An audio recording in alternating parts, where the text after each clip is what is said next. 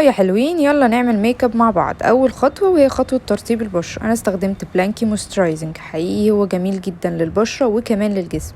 انا باخد منه كميه قليله بيديني ترطيب جميل جدا وبيفضل ثابت معايا متهيألي لحد ما بخرج وبرجع تاني اغسل وشي. حقيقي ترطيبه رهيب رهيب، يعني انا بنصح بيه جدا.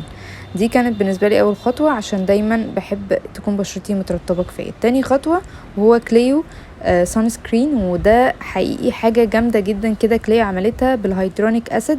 انا عارفه ان احنا عندنا مشكله دايما مع برودكت بتاعت كليو، بس حقيقي هم غيروا فكرتي تماما. البرودكت اتحسنت.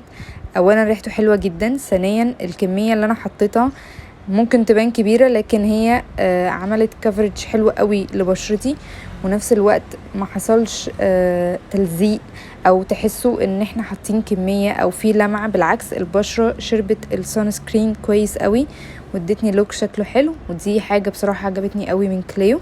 تالت خطوة وهو الكونسيلر. انا بحب احط درجة تكون اقرب حاجة لبشرتي. انا ما عنديش هالات، ما عنديش حاجة اقدر اداريها قوي، فانا حابة اللون ده جدا.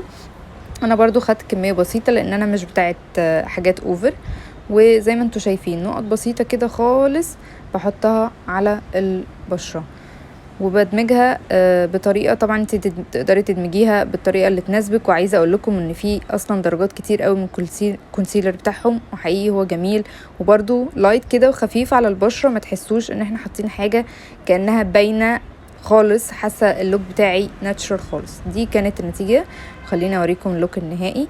ده كان شكلي في الاخر خالص زي ما انتوا شايفين. اشكر بجد برودكت بتاعت كليو.